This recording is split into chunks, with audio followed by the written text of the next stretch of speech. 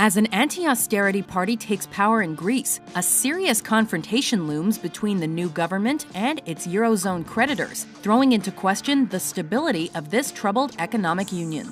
Welcome to Watch Mojo News, the weekly series where we break down news stories that might be on your radar. In this installment, we're counting down 10 crucial facts you should know about the Greek debt crisis. Number 10. When did the crisis begin? The United States entered into a recession in 2007 after the collapse of its subprime mortgage industry, which prompted a worldwide economic downturn known as the Great Recession. Securities backed by these subprime mortgages had been traded worldwide and infected markets globally. European governments were forced to bail out their banking systems, which held a lot of these assets on their books. These bailouts, combined with existing high levels of government debt throughout Europe, sparked doubt among investors as to whether European governments could successfully refinance their debt loads, which ultimately led to the European sovereign debt crisis. Data for France showed the PMI there recording its biggest fall since the index began 14 years ago. By 2009, it had become clear that some Eurozone countries would require assistance from external institutions in order to manage their debt, and one of these nations was Greece. Number 9. What were the underlying causes of the crisis?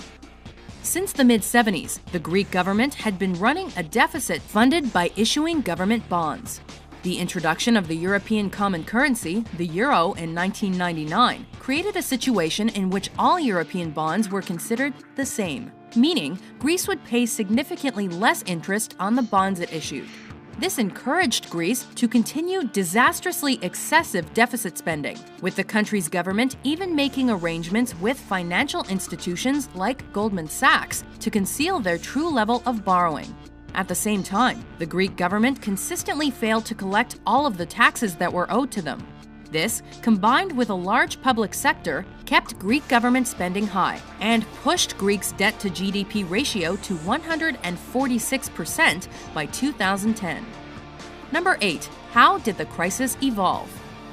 The economic crisis in Greece was exacerbated in April 2010 when the credit rating agency Standard & Poor downgraded Greece's credit rating to junk status, meaning it was not worthy of investment. This effectively closed off private capital markets to Greece as a source for borrowing money. International financial service agencies like Standard & Poor continuously monitor a country's credit worthiness, which in turn determines what interest rate a country's bonds should yield.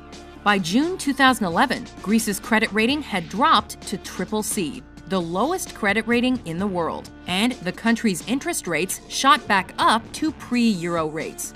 Greece earned this CCC rating due to the belief that it might actually default on its debt obligations, essentially meaning that the country would declare bankruptcy. Number 7. What was the response to the crisis? Facing the prospect of default, by mid-2010, Greece entered into loan agreements with a group of creditors consisting of other Eurozone countries, the International Monetary Fund, and the European Central Bank, which was nicknamed the Troika. The first loan package was agreed to on May 2, 2010, to the tune of 110 billion euros. Due to extreme circumstances, the European Union met in July 2011 to structure a second loan package of 109 billion euros.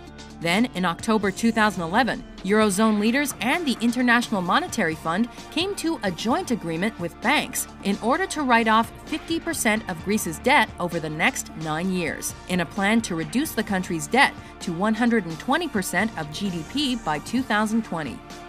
Number 6. What were the conditions of Greece's loans?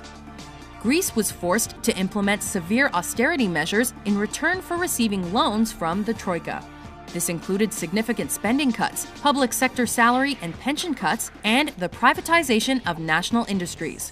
These measures were met with public resistance in the form of widespread protests and a general nationwide strike. Masked protesters clashed with police on the streets of major cities, hurling petrol bombs, with some confrontations leading to several deaths and hundreds of injuries. In 2012, the IMF admitted that they did not foresee the overall impact of the austerity measures, which actually worsened the Greek recession. Violent riots erupted in the Greek capital of Athens throughout that year. Number 5. What were the consequences of austerity? There is a revolution against the government. The austerity measures held deep ramifications for Greece and severe consequences for its citizens. As of February 2015, unemployment hovered around 26%, and for those under the age of 25, that number peaked as high as 50%. About a third of the population had, by that point, sunk below the poverty line. Greece had the highest child poverty rate in Europe, with nearly 40.5% of children trapped in impoverished circumstances.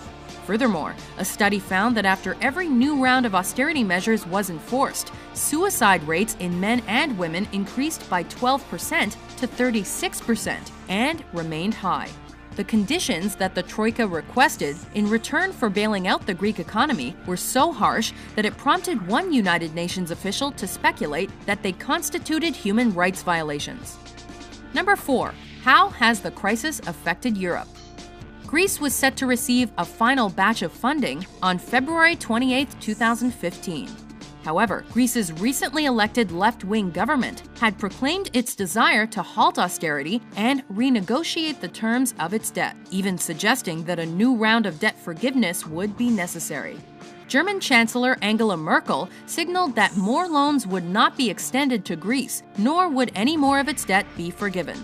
By that point, it was likely that, if an agreement were not reached, Greece would default on its debt and exit the Eurozone.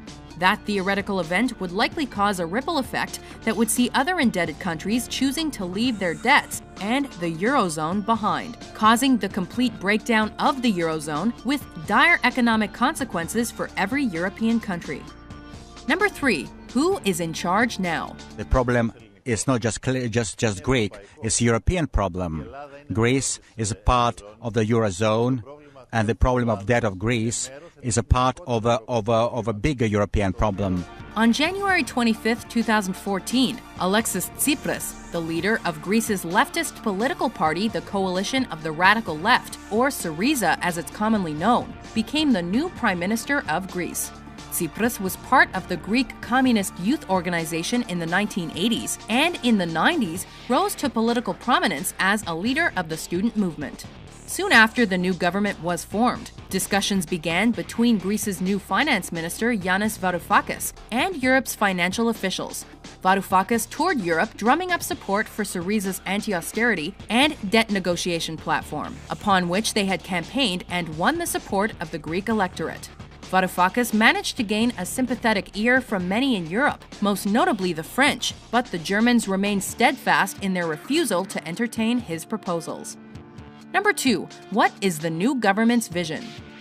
The new Greek finance minister devised a plan to end the country's austerity measures while also cutting Greece's debt.